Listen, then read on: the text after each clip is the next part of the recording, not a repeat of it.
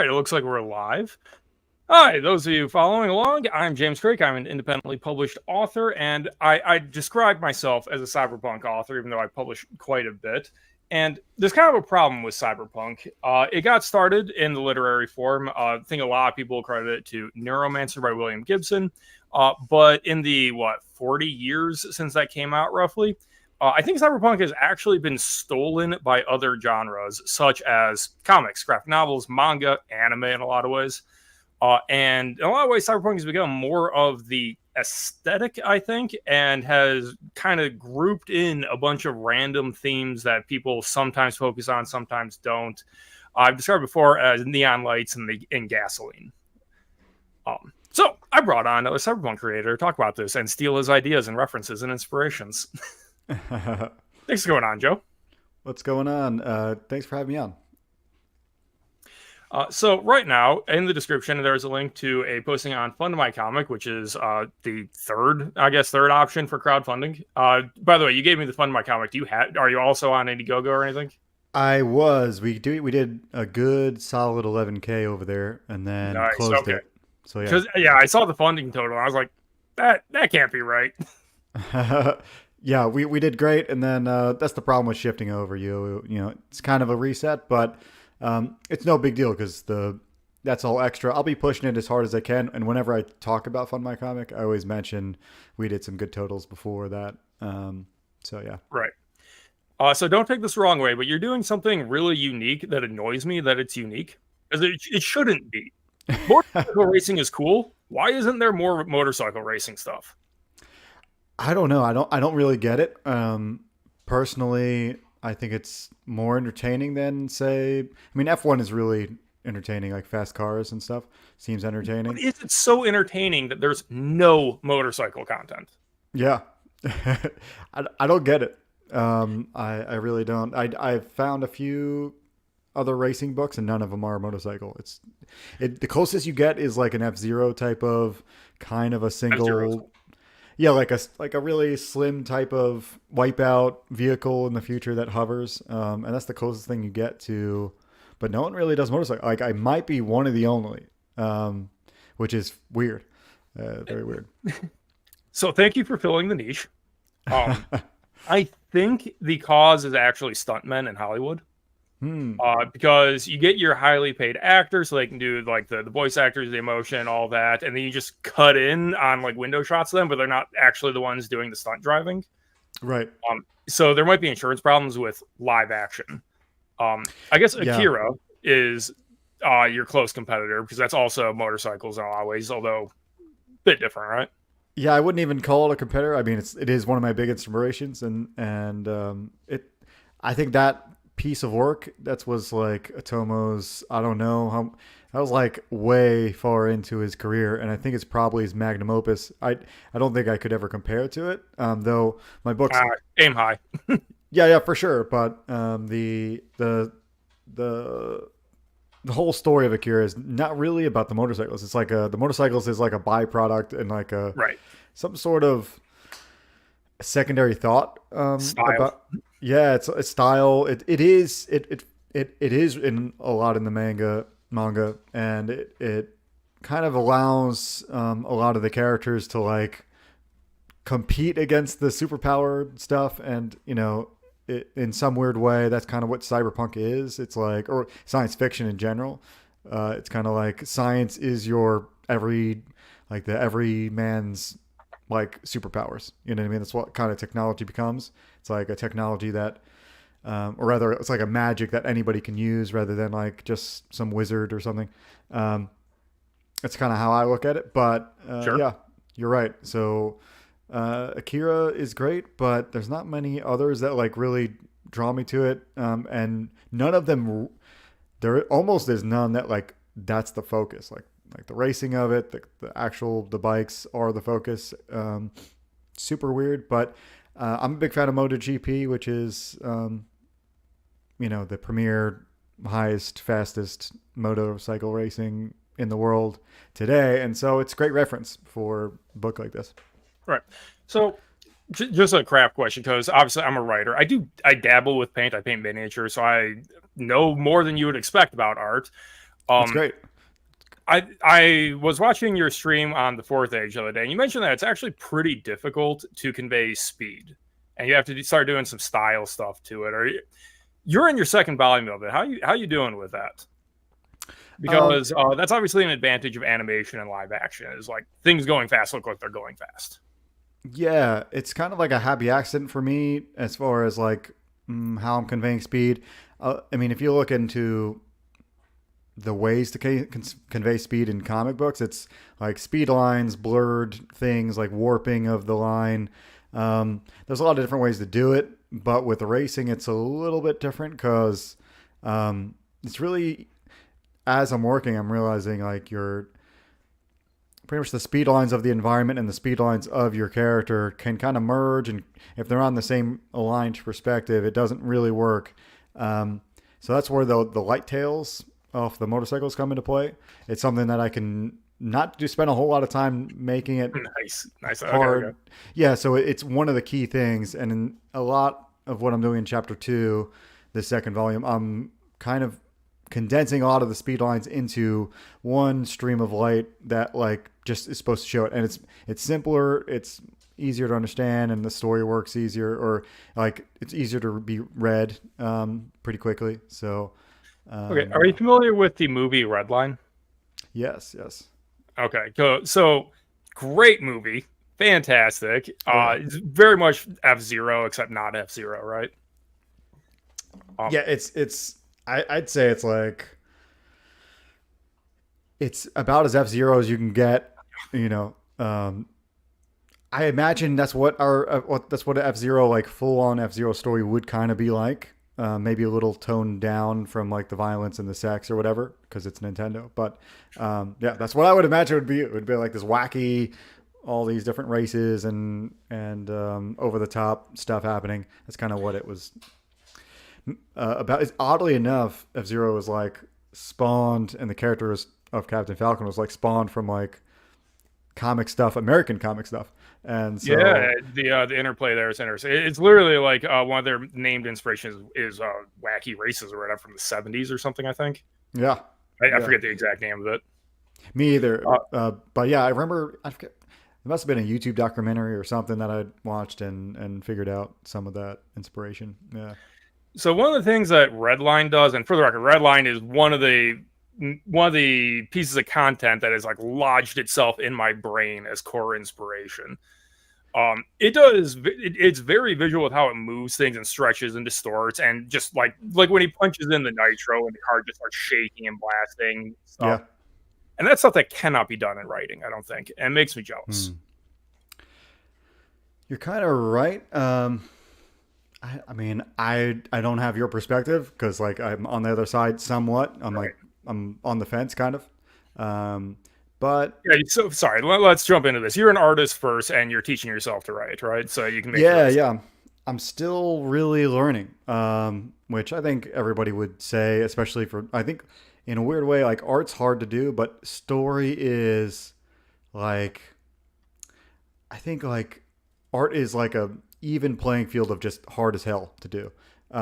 Writing is like this exponential thing that like it can be super easy, but like the minute you start trying to add specifics and more characters and more things and like make it to go a certain direction, like it goes to the stratosphere. The stratosphere, like you're the next thing you know, like you're in a web of your room looks like that Charlie from Always Sunny episode, and it just is nuts. But yeah, I agree. Things like that, elements like nitro and little thing that really reminded me of the Outlaw Star gun Good show. ammo. Yeah, the nitro gun ammo connection was pretty cool. I like things like that because it makes it kind of like quantifies the almost the intent of the character like into like something physical. Yeah, so it creates a plot beat, right? It's not Yeah, just like, oh, let me go faster. It's presumably you have like three nitro bursts, and it's like, oh, so I'm getting overtaken here. I'm doing this. I gotta make this jump. And as you're using that limited resource, you can crank the stakes up, which is a big advantage to having that kind of thing, even if it doesn't really make sense. Like that's right. you're not Yeah, gonna get in reality with nitro pills. anytime you can like hack your way into like making it more visual and like concrete, the better. That's why external conflicts are way easier to like tell stories about than internal, and Right. just go down the line of that. Like love stories are easier than like love of society, or you know what I mean. Like there's that's just it's just easier because it's a visual medium. So I guess maybe for a novelist it might be just as hard or whatever. I don't know You actually. have an advantage in prose if it gets into more like the character's thoughts and desires. You get a big advantage there. That's Hmm. balanced out with the ability to convey complicated visuals by a Okay, visual format. Like that's when I have interesting. to explain, say, the layout of a gunfight, Hmm. you could do that in one panel and you have all the information the reader needs in one shot. I often need like 3 pages just to build things up and explain things. Hmm. Yeah. So there's a trade-off in medium, and some stories are better told in others in other forms. Like one of the things that bugs me, like I said, it's these racing things are lodged in my head, and in my cyberpunk, it's a megacity because Hmm. Blame by Tsutomu Nihei is another major inspiration. Cool. So I love the megacities, and one of the problems with the way I built it is there's no cars. There's Mm. public transportation with maglev trains and walking, basically, and elevators. So in order to get some form of racing, I Hmm. kind of took some inspiration from air gear and I introduced hoverboards that work on the maglev train lines, which Okay. I think is super cool. Yeah, I can see that. So they only work on the rails or whatever the. Well, they only float on the rails because they're the idea is because it's electromagnetic levitation. You can get the repulsion on the rails, but if you jump off of that, you're in a Mm. steel city and you can like grind down. Is how I try to set it up. But Hmm. so far to date, I have not successfully like done a real chase sequence with the city boards. Yeah. They come up in book 3, which I'm editing right now. Is going to release later this year. Um, Cool. but so far it's just kind of like this background element to the detective because I can't use it well. So aside from establishing that it's an incredibly dangerous thing people do, flying around at 80 miles an hour, 100 feet in the air, which makes it cool, right? Yeah, yeah. I mean that makes it exciting as hell. Yeah. All right. Um, do you want to show the trailer? Because I want to also talk Sure. about your con. You have a bunch of stuff in that trailer about the way entertainment is working in your system. I can pull it up on my screen, or if you are running OBS, you can take over it yourself. Oh, I'm not. But if you want to take controls this time, yeah, I'm a little bit underprepared with that not having my All good. thing set up. So I should be able to just go like boom, make it Cool. make it me, turn on the audio, find it. It is going to echo if you talk though, so I'm not hearing any sound, by the way. you're not hearing anything. Hmm. It's not coming through. It is not coming through. I can let me try. But why though? Yeah, that's a good question. Are you presenting through StreamYard or are you using So I'm using a virtual camera from OBS to StreamYard. to StreamYard? That complicates it one extra time. It could be. It's got to be an OBS thing because obviously you're not presenting with StreamYard. I can. It may just be delayed. Oh, wait, no, it should just be working. Let me, at risk of duplicating, turn on my desktop audio. Okay.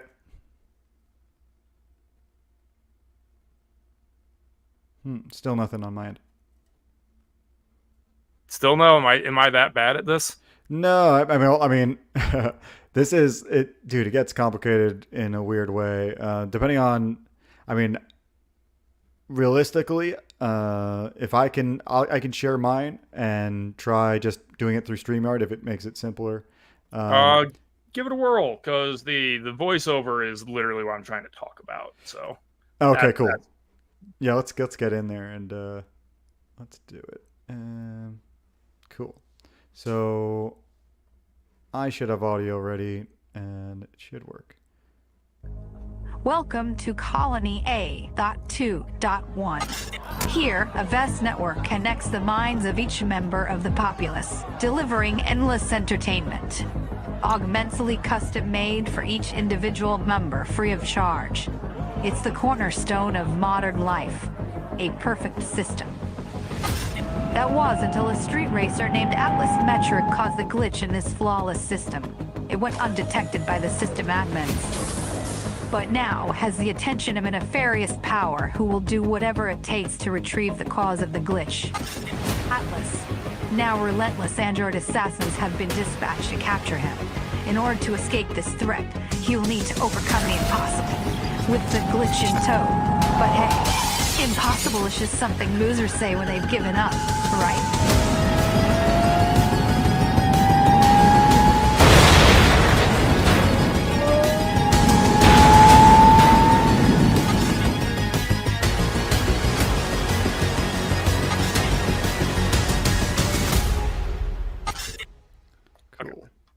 Okay, so great trailer. Thanks, man. Yeah, I can. We can stay on the page, or I can stop sharing. But yeah, I appreciate it. We'll leave it up for a bit so people know the link is in the description. Cool. You're in the future. Everyone is constantly connected to the entertainment network. Can you explain that to me? Because I have what I think are weird ideas about how things are going to play out and how I'm doing it in my Cyberpunk. Sure. Yeah, I think it's interesting how I've heard plenty of different renditions of like speculation. In my world, it's pretty simple. I try to keep it pretty soft science and like nothing too complex and just what seems intuitive. So it's just a chip in everybody's head that is installed at birth, essentially. Right, so let me rephrase the question: is this AI generated content or AI? Do you mean like the voice on the trailer specifically? No, the stuff that people are connecting to.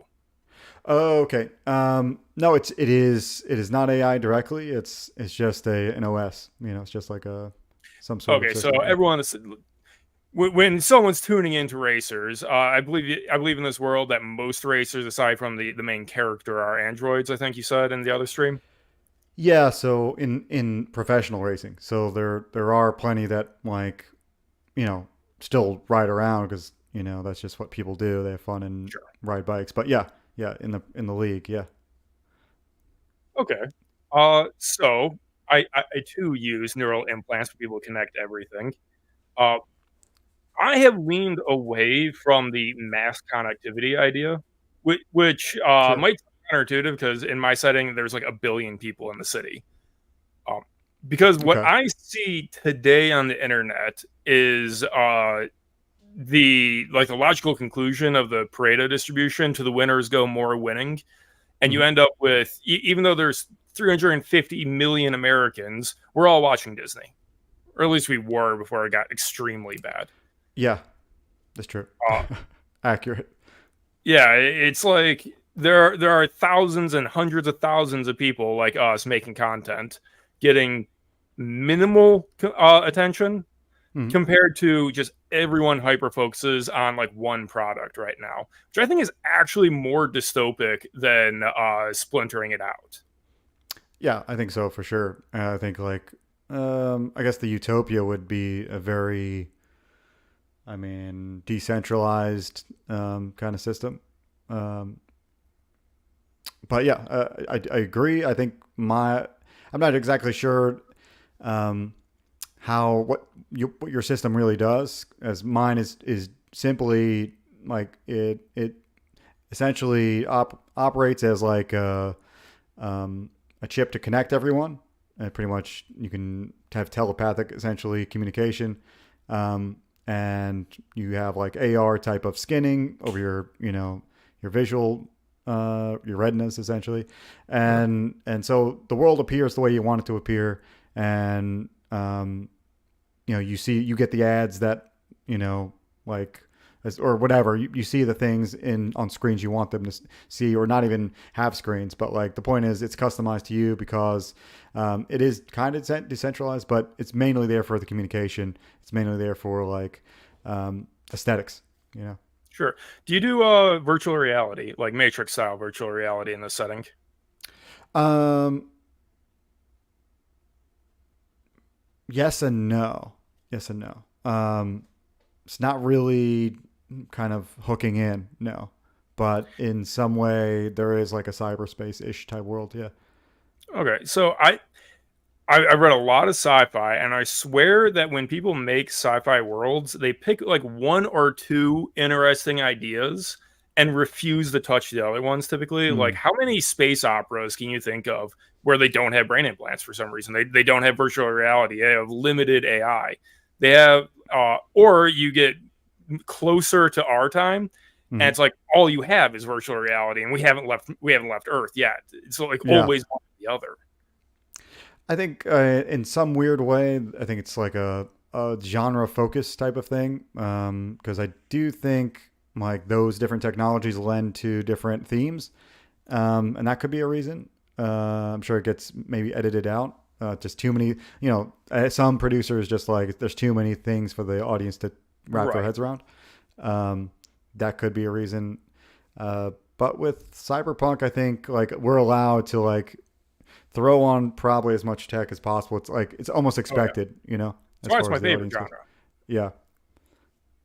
And I'm kind of like a cyberpunk light kind of book. I'd say it's like bridging in between. I don't try to throw a lot at you, but all the obligatory type of tech is there, if you want to call it that. And then the bikes, which is kind of my own thing because it's not anything new. It's just like the designs look better and the way I kind of like I don't know my energy kind of I've gone the full pseudo science route of making it perpetual energy through data friction, which is essentially like the transfer of data between devices, like charges, batteries.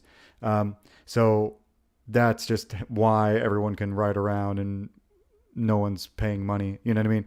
Um, but yeah, that's the only thing that I really go into. Everything else is I do have like a cyberspace world, but it's not a thing where people are jacking in, and living there, in this virtual thing, um, or at least I don't show it. Like in the background, I might make a few little Easter egg mentions of kind of like what Neuromancer talks about was like a sim stim, where people Mhm. jack in for the full like bodily, almost like people that are living a certain life and you want to live it with them like in a bodily way you can jump in, and I do have that. I just don't talk about it a lot because I don't think it's super important, but it's in the backstory somewhere.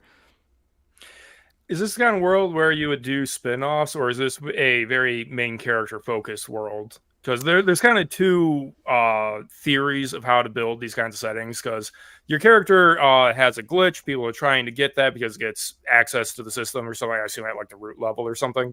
Mm-hmm. You don't have to explain it. That's spoilers. You want people to Yeah, buy the comic no and find worries. out. I mean, in some ways, a lot of stories like this, they go a similar direction. It's always trying to go deeper. The underworkings of everything. And so, yeah, the glitch will mean there's definitely some sort of like things happening under the hood, no pun intended. And then, you know, so I do think. Um, did you ask a question? I feel like it's going to ramble into something else, and then I'm It not was sure. about your method of building the world. I could ask you another way of if you had to write a completely unrelated story in this world, would it be as good as this? Because Mm, to give an example, Neuromancer cannot be you cannot tell a story in the Sprawl trilogy that isn't about Winter. And I actually hate that about the Sprawl trilogy.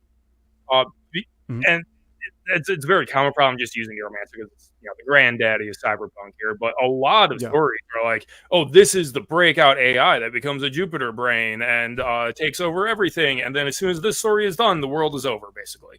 No more. yeah, I it rubs me the wrong way.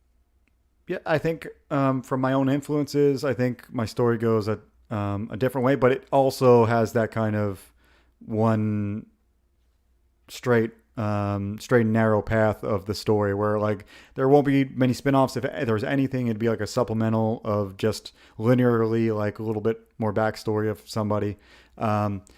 That would be it. And dude, I'm learning so much about stories every week and how to get better. Like I almost want to rewrite what I've done already. So like, I'm just like, let's not try to make this more complicated than what I've already made it. And keep it there. The story works, but like, obviously as you're learning, you're like, man, it could work so much better in different themes with different, like focusing on different elements. And, yeah, so I'm just trying to keep it as straightforward with the most widest audience as possible, which is like. I think this is a great time to plug the book club that I have, with link in the description to my Gilded server, Discord knockoff.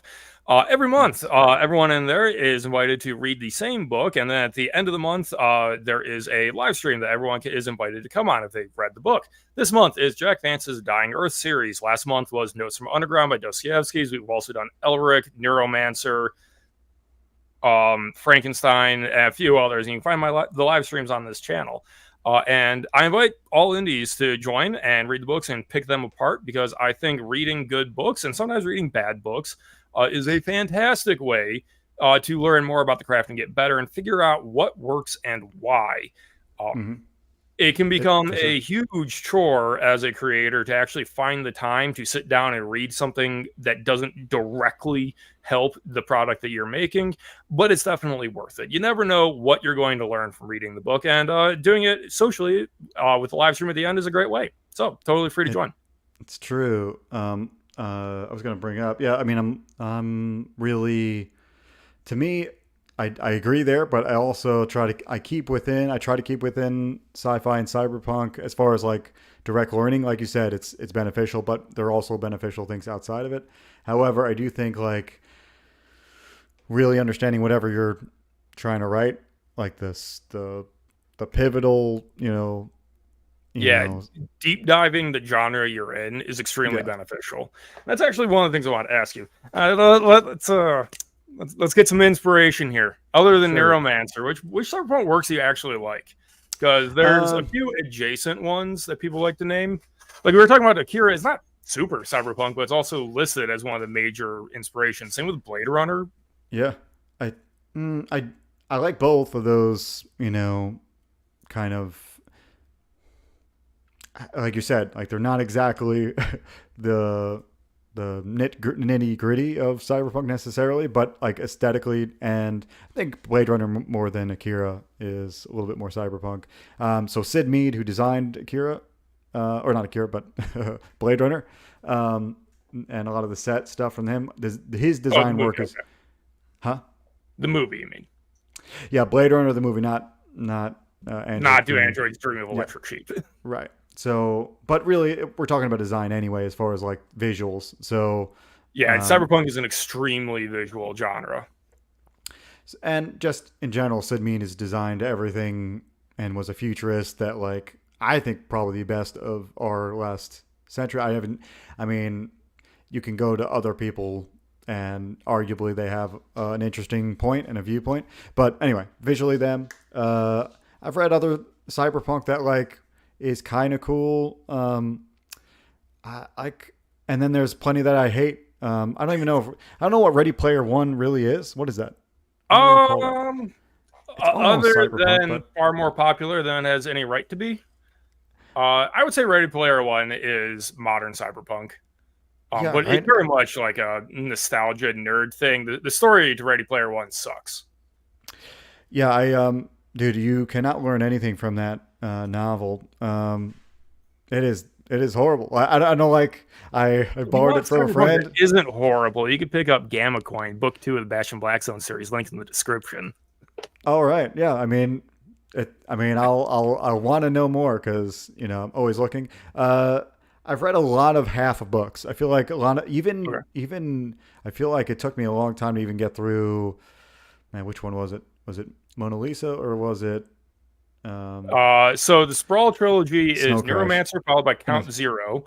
Yeah. And Count Zero was so bad, I never touched Mona Lisa Overdrive, even though everyone has told me it's significantly better. I Yeah, can't give him the time of day. I'm pretty sure I'm one of those people where I don't recall much of Count Zero and just skipped and probably started reading Mona Lisa, but also like Snow Crash and I couldn't finish Market. it. Huh? I couldn't finish Snow Crash. Yeah, it's one of those books. It's like I think I talked it on one of the streams I was on. If you go review all the ones I've been on, but I probably got halfway, and then somebody told me the second half is better. At some point, it gets better.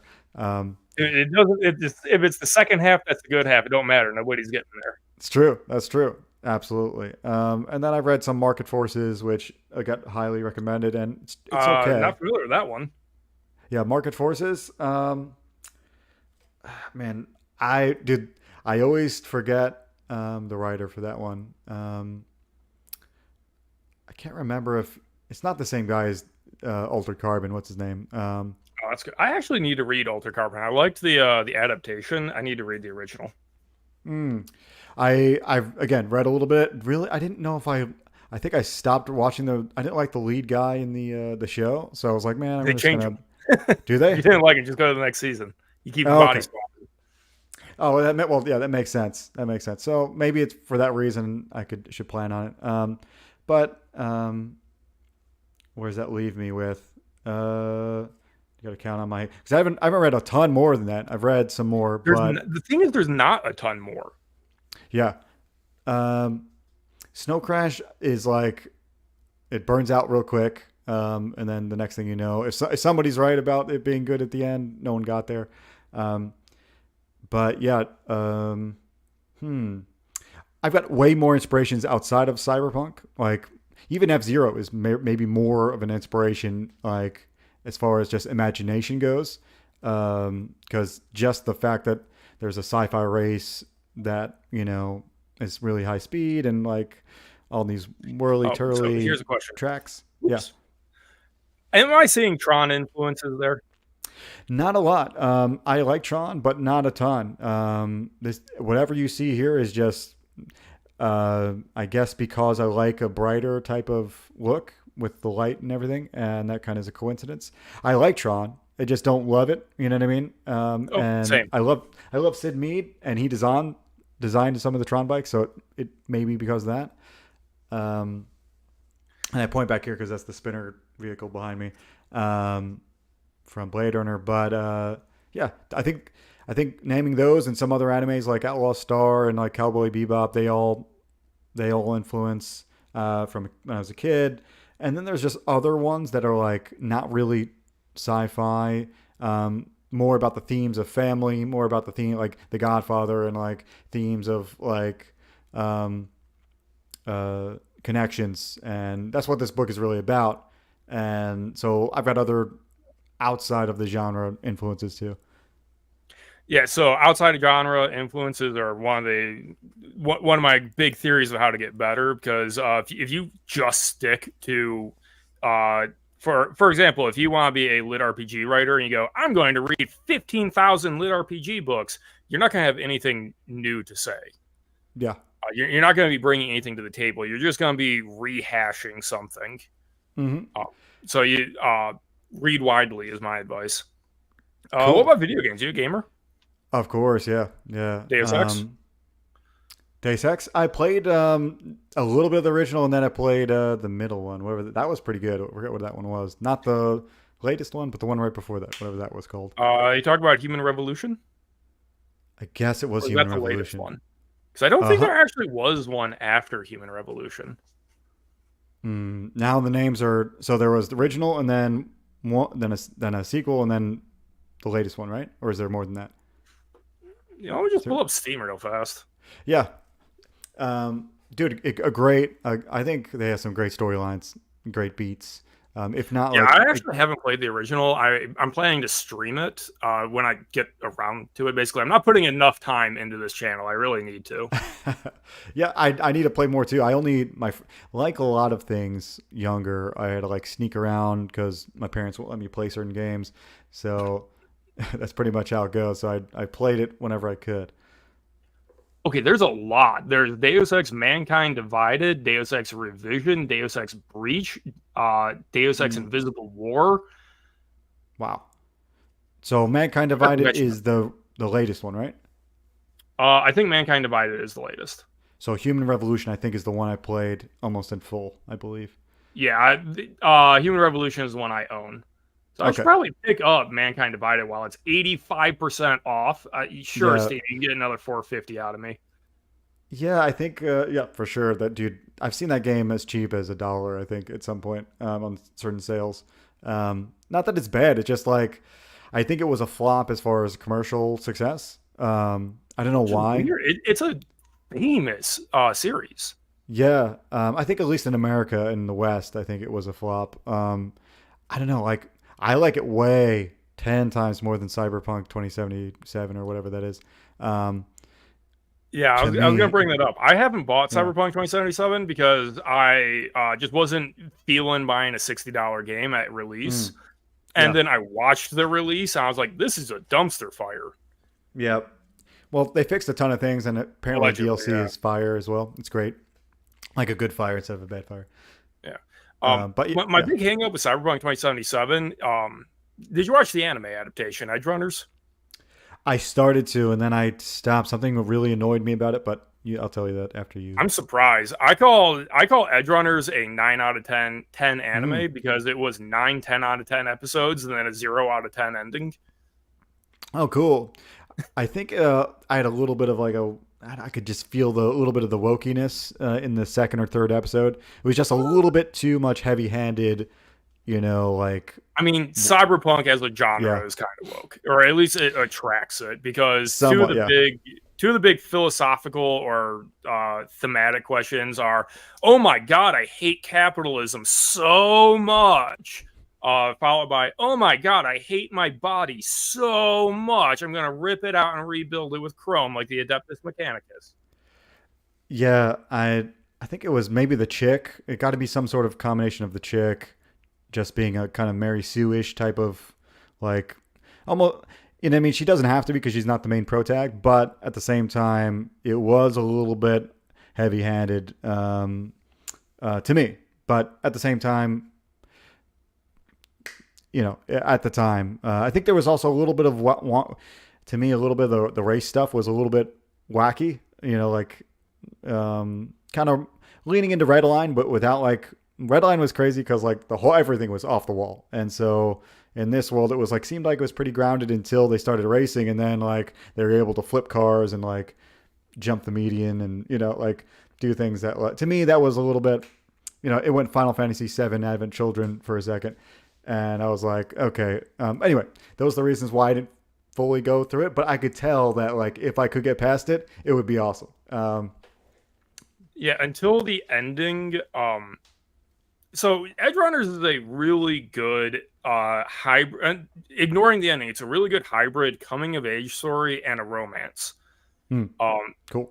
the problem with the ending, which I'm going to spoil for a 2.5 year old show at this point, is the two girls that are interested in him, Lucy and Rebecca, keep telling him, slow down, stop chroming, take care of yourself, we care about you, turn back, don't do this. And his character arc was supposed to be like this, I have nothing left to lose, I'm gonna go get my revenge, screw this city. And then he was supposed to, like, sure, he's a punk, he's doing all these crimes, getting shootouts, but he should have been developing into like, I care about what I have, I need to protect what I have, which he sort of did, but he did at the cost of killing himself, basically. Mm. So he actually ignores everybody yelling at him to stop, and does the final augmentation and dies. That's the ending. He learns nothing because of that ending. That's why I hate it so much. Yeah, it feels like the rule of making the main the mainline story like is derailed because he didn't learn what he should have. All right. Interesting. Yeah. The silly thing is the entire plot line of Cyber Psychosis comes from the role playing game. Are you familiar with the 1980s Cyberpunk system? I don't know the system, but again, I actually designed a board game at some point, and I researched it, but never played it. Yeah, because it's not good. And the reason cyberpsychosis exists and is almost synonymous with the genre as like this plague on it, in my opinion, is because he needed a penalty for adding improved weapons to your body. Because he didn't want people to just rip out all their flesh and become super samurais, even though Metal Gear Rising is awesome. So cyberpsychosis is essentially just to make sure we're clear, the audience is clear, is like a crazy thing, like a psychosis of the brain. Yeah, so basically the idea is that the more of your body you remove for implants, the less human you become, and you lose your humanity in your pursuit of power, and that drives you over the edge and you go crazy. Yeah, you go crazy, but yeah, you don't like. I think other people. I think I've seen some that like you're more machine. I guess Darth Vader style, but yeah, that's probably a trope. But yeah, I see what you mean. There's many other stories. So setting aside the fact that you're basically describing prosthetics, and people don't go crazy from losing an arm in an accident and needing a prosthetic. Right. Like you'd think that Ghost in the Shell would have a far bigger impact on the genre, which that's more about the manipulation of memory and because Kusanagi doesn't have her body, she isn't entirely certain that her memories haven't been fabricated and so on. Right. But it's not like, oh my god, I have added 2 gigabytes of RAM to my body. Now I'm hallucinating. Yeah, I'm in line with that all the way. I won't. You definitely won't have any of that in Star Circuit. But there's a lot of things that I do like in that vein of like just not in the fact that like if you keep adding, you start going crazy. But if you keep adding, things happen. Like you become different. Just like if you I don't know, like just like with our phones, like you start using your phone a lot. Surgery does drive some people crazy. Yeah, I suppose I don't know. That might be a selection bias. It could be like just people that are prone to plastic surgery are crazy anyway. But I will say, yeah, none of that in Star Circuit. However, I did run across a book called Gray Matter. I don't know if you've seen the indie book Gray Matter. So it was one of the first indie books I saw when I started looking around for if I was going to crowdfund chapter 1, and it's a pretty good read. Nice. Okay. It's and I guess if you want to call the magic system, the cyberpunk magic system for Gray Matter is essentially, I think he pulled it from the Black Prism, that one magic fantasy book by Brent Weeks. But I think it's the more you add onto your body and augment, you just die quicker. It's just like a direct correlation to like you just don't live as long. That checks out. Yeah, that checks out great. I like that way better. It's just like, you get more power, just like Roy in the Blade Runner, you burn twice as bright, but half as long. So pretty cool. So have you heard it? You may have heard of this. Have you heard of a book called Permutation City by Greg Egan? Permutation City? No. So it is. I would say it hits all the tropes of cyberpunk, but it doesn't really feel like a cyberpunk book. It feels more like when I did my review of it, I described it as like the truest form of hard sci-fi, where it just takes the explicit technological developments and starts exploring their consequences on people, on philosophy, on what it means to be alive, and so on. Because the big question is that people are buying immortality by scanning their brains into computers and running them on supercomputers. Okay. And like the ticking time bomb of the story is other people have figured out that they can use those same supercomputers for like weather manipulation and other things that the living need.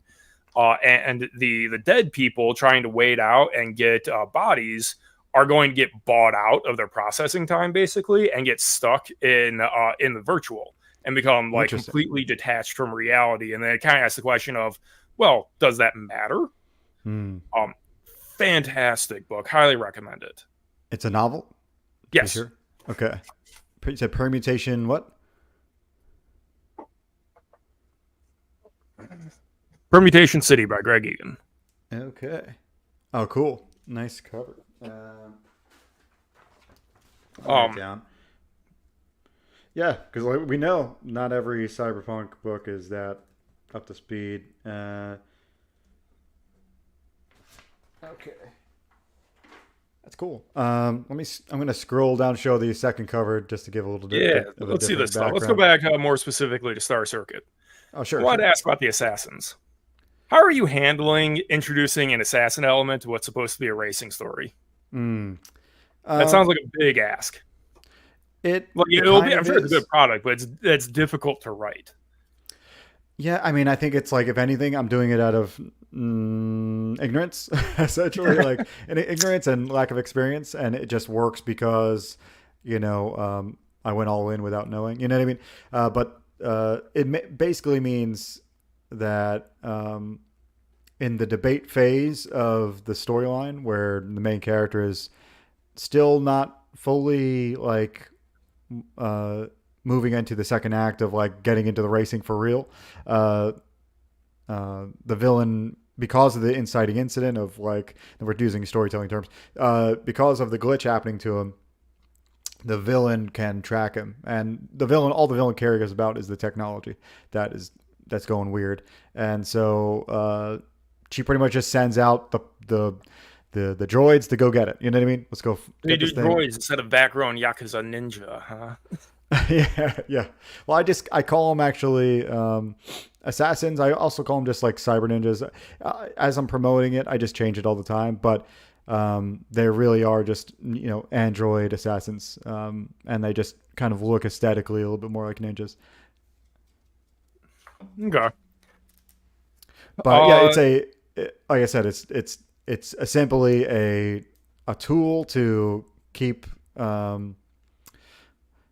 Pretty much to keep like it's to push our main character out of more of the status quo. He's still kind of in the status quo, and he needs like a little bit more of a push to get him out of his normal life, even though there's already another inciting incident. Yeah. So if I'm just gonna hazard a guess at how you're doing this, uh, or perhaps I should say, if I were writing this is what I would do. That's what I'm guessing it's what you're going to do. Is he has to get into the racing to get notoriety, so that he can't just get knocked off out of nowhere. Hmm. Because if you're a nobody in a cyberpunk city, what defense do you have against the killer robots? Yeah.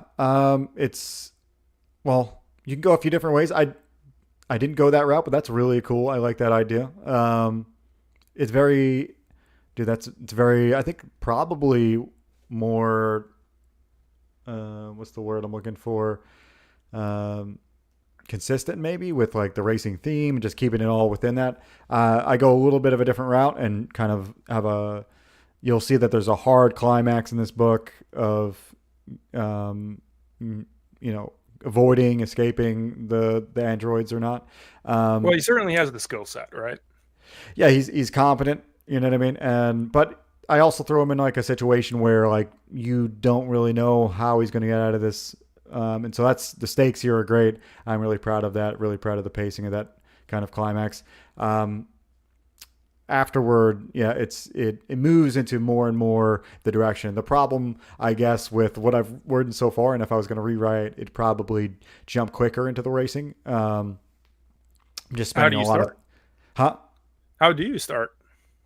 Do I start getting him into racing, or What's the start of chapter one if it's not racing?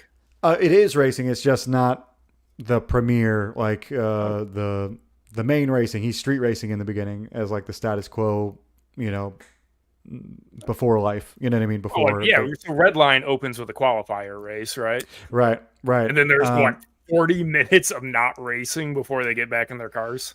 That's true. That's true, and it's a feature, so they have to like really kind of double down on that. Whether they're going to pick. And I liked how they went about it because it amps up the race. Like if you do race all the time, then like the cool part about the race, even when you go to a race or watch a race, racing is a lot of waiting, a lot of qualifying, a lot of like weighing in, a lot of all that. And then just like a MMA fight, it's like, it doesn't last that long, but it's intense as hell. And that's kind of like part of maybe what Redline was doing. But either way, to get into the racing, he street races and through that kind of comes upon this pretty much causes him to get a glitch, but you have to read to figure out why or how that happens. However, the glitch is what pushes them to have a chance at racing in the story. So the androids are just impossible to beat, and no one's raced against an android for decades. And so there's a lot of that I have to get through. But again, a more experienced writer, I probably could do it in a shorter amount of time. However, I make it fun. So like as I'm working you through like the story, and maybe it's taking longer than it should, every episode is fun. I'm throwing you like the premise essentially. There's always racing in every episode. You know what I mean? There's always like some piece. Out of curiosity, did you watch Megalobox when it came out a couple years ago? Oh, of course, love that. So I'm seeing some similarities there. I don't know if there actually are similarities there. When you do like a man versus machine type thing, in a weird way, that's Megalobox. Yeah, it's very similar. I don't think like you can get away with like not being similar. Megalobox is great, great one shot. I don't think they make them like that a lot. I mean, it was an homage to Kenju no Ippo, right? Yeah. They threw a lot of budget at that. And yeah, for sure, it looked great, and just hit upon the themes that we all wanted to see in that genre. And I think like that's what I'm trying to figure out now. Maybe if anything, I'm trying to do too much with my story. And again, like a more experienced writer would hone it more. But like, as far as like you reading the book, sprawl, it's fine. Passion is best. That's right. So yeah, I mean, that's what you'll find in the book is like beyond passion and just like a love for worlds like this. You know, I think the best thing I get, no matter what, I think even if someone hates my story, which I had a couple that didn't hate it, but like were like, no, it's not for me, and I'm not going to read anymore. They really like the world. No matter what, you're going to enjoy how I build up the world. It's livable. It works, and I think that's one of the obligatory things for Cyberpunk is like your world building needs to be like on point. It's half the battle. Like the city is a character. So, got a question for you about the bikes. Are they standardized bikes, or are they build your own? Or you've got the power source. Does the power source come from the driver or from the bike? Power source is the bike. Again, but it has it's drawing upon like a wireless connection to power to batteries. Okay. Like. So again, so you don't have to haul around a 1,000-pound battery. Yeah. There's a central battery, kind of inspired by Green Lantern a little bit, in like a weird way. So there's like central batteries for the city, central batteries for the region, and just get smaller and smaller. And so, so even the bikes are standard for like they make street grade bikes, and they make like something a little bit more extreme for racing, but really the trick for Star Circuit is the track, which is kind of a throwback to like F-Zero and racing games where like the track boosts you. And that's really where the speed comes from. All right, so let me run through, and I think I've run out of the pre-planned questions at this point. Oh, cool. Yeah, I was double checking throughout the course of the day, going like I want to check on that and that and that. Yeah. Meanwhile, I'll scroll down to like some of the racing stuff. Some of these racing pages. Should have did that before. That's one of my flaws. I don't multitask at all, but I solo task like a champion. Nice. So by the way, you draw all of this. You ink all of it. Are you the colorist? I colored my first book. This is not my colors. I decided, and probably the wisest decision I've made is to hire a colorist. Just gets the book out quicker, and I think it's better than my colors. Even though it's, again, you trade off. Like it's not going to be as specific as what I wanted, but at the same time, it's cleaner and just more professional, I think. So yeah. And I think I heard you mention that you actually commissioned some other people for variant covers, which is a relatively standard thing in the indie sphere.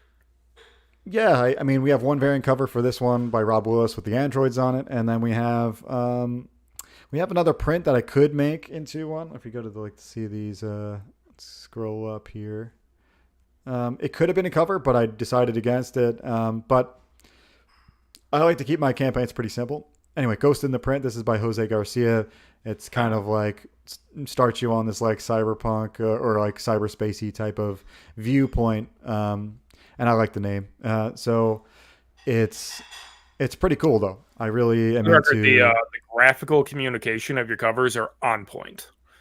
That's Thanks. kind of an issue I have with my book covers at times.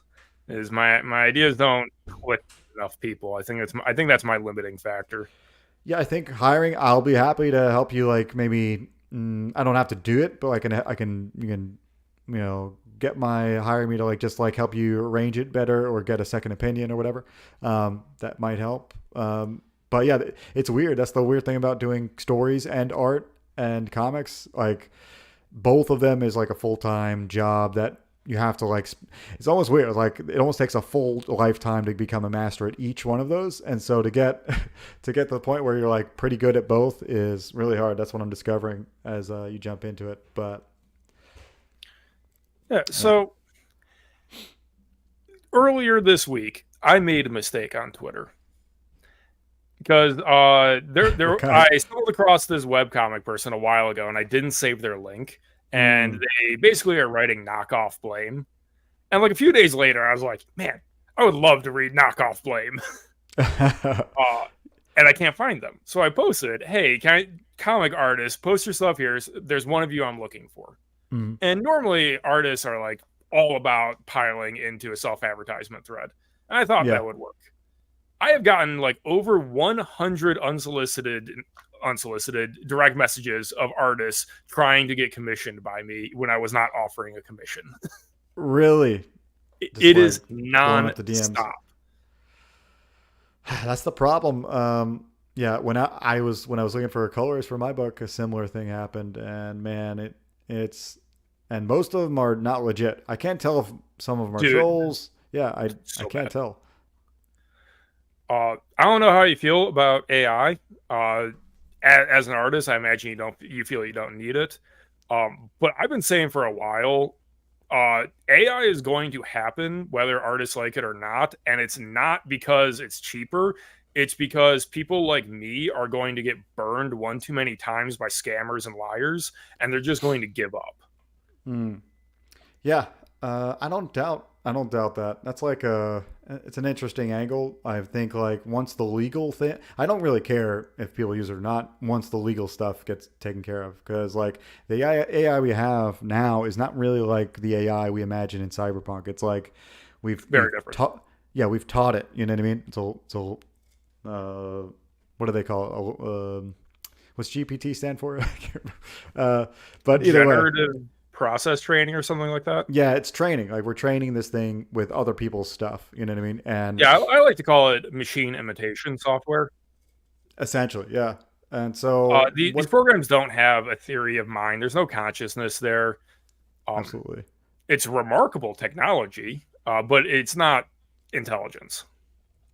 They do think the singularity is going to be moved up to like 2030 for AI, which I don't doubt at this rate. Huh? Are you familiar with Rock's law, otherwise known as Moore's second law? No, you'll have to state it. I probably know it, but not by name, I guess. So Moore's first law is processing power. It doubles every 5 years or something. Yeah.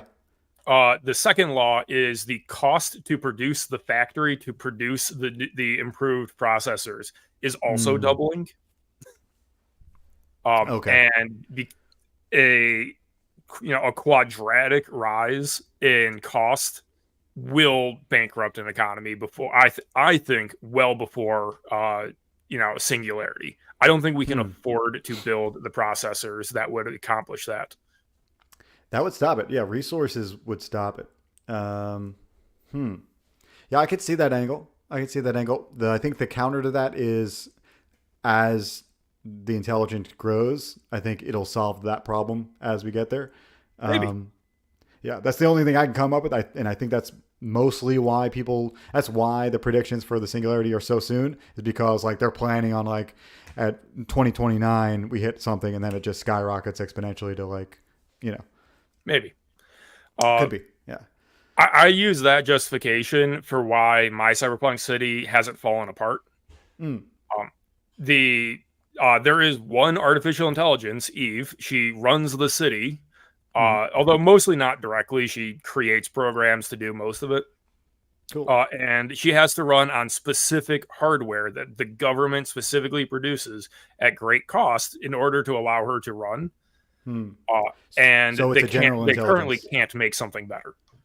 Okay. Is it a general intelligence, I guess? Or no? Eve is a general intelligence, yes, and that's one of the catches of the setting is they can't figure out how to make another.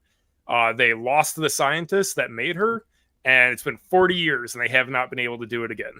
I like that approach, man. That's great. Because that makes it One of the special. reasons is every time they've tried to get one off the ground, she's gone in and killed it. Yeah.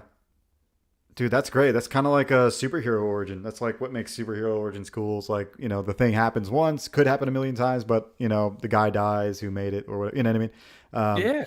Kind of gets cut off. I really like that approach. Um, May steal it for some version of something, but, yeah, I we're really gonna like that. credit me a little. Of um, course, of course. I'm not going to steal it directly. It would be some uh, it offshoot. allows one of the big design constraints I have for my world building, which is Mm-hmm. that Bastion is not about to fall apart. Mm. I don't like settings like the Hunger Games, for example, where the question is more like, how has this not collapsed yet? When it's just like so terrible, like obviously people are going to tear this apart. Yeah. Uh, it is not a great place to live, but it is clearly tolerable, and people Mm. are fine with it continuing. That's one of the design considerations there. Cool. Yeah, And it also I'm on the lets same me do page. things like I have a book plan called Kill Switch Engineer, which is a remote AI research facility where there's one guy stationed there to make sure it does not get out of control because they know AIs do get out of control. He's the one there with thermite grenades and shotguns. Oh, great, dude. That's like, yeah, that's that. I like that because that's like that pushes you into the visual medium, like just like that. It's inherent. That's really cool. I'm in the same approach to AI, except in a different way. It's like, well, my world in general it's a utopia in a lot of ways. There's still the class divides there, but the slum people don't care because they're not like living off of cockroaches. You know what I mean? They're having a Yeah, great time. They're doing drugs. They're having a good time. You know what I mean? Like it's not. I wouldn't even call it oppression. It's just like, you're born. It's like, are people in France are people in Canada worse off than America because their dollar isn't the same as ours? You know what I mean? Like it's the same similar situations. Like you're on some sort of factor below us. You know what I mean? As far as like living standards, but not like to the point where starvation's happening or the it's a communist utopics tolerable collapse. view, right? It's way more. I'd say it's way more than tolerable. I think it's workable for the foreseeable future, and yeah, it. I don't think it's gonna like erode that fast. But what really keeps it going is that like they never were able to create a general intelligence in my world. It's everything's specific AI. So there's specific AI for androids, specific AI for the guy that flips your burger, the robot or whatever. So yeah, so there's never. That's why there's no AI that controls the ARC network. Like you know what I mean? It's just And there's there's no admins. Skynet. Yeah, there's no Skynet. That was impossible, and that wink, wink, that ties into the main plot. So we'll leave that be. But All right, very cool. yeah, so I think yeah, I like the approach that a lot of cyberpunk goes like with overarching like the villains, the AI, but I think it's been done a lot, and it's definitely not where I'm going with it. Alrighty. Well, we are just over 1 hour right now. For those of you watching the replay here, the link to back this comic is in the description. You can also buy my book, Gamma Coin. You can join the book club. Joe also has his own YouTube channel. You still doing draw streams? I used to do them, and I cut them off to do because you only can do so much. Plus, I realized that streams are not as great for your. Oh, nice, heck yeah, Yeah. dude! I forgot you got that. Yeah, I need to get you drawing some fan art of my stuff, man. I know, dude. I'll totally do some. Though it's busy, so I think the thing what I don't know if you're into like slow productivity, and like digital minimalism ish type of. And speaking of which, with Cyberpunk, the exact opposite. Uh, so I'm just like working really in a very slow pace, but like trying to keep everything together. So like I have like a ton of projects and I work on them all slowly and instead of like trying to, so that stream was very cool. And I worked on art quickly, but over the course of the half year or whatever I did it, I made this realization. I was like, oh, okay, speed, it's fun, and you get knock out some really cool stuff in fan art. But in the end, it doesn't produce improvement as much as other slower methods do. So, but yeah, my YouTube channel's got tons of other things. I break down a lot of art stuff. It's mostly an art channel for comic artists where I break down art and I break down like style. And right now I'm working on an artist workflow that literally what we're talking about right now, but like slowing down, and I call it the attentive workflow. And so I've got videos on that coming out. But yeah, thanks for having me on, dude. It's been a Yeah, blast. thanks for coming on. It was a great conversation. Yeah, Cyberpunk it's more niche than most than you'd think. Like, a lot of people love it, but there's not like a ton of people making it, I don't think. You know what I mean? I think it is an underserved genre. Yeah, And that bugs me because it's super cool. That's why I produce Cyberpunk. It's because I'm producing what I can't get. it's true. Yeah, like we started off with like the motorcycle thing is especially in this world is unfound out in the world, and so I've got to make it.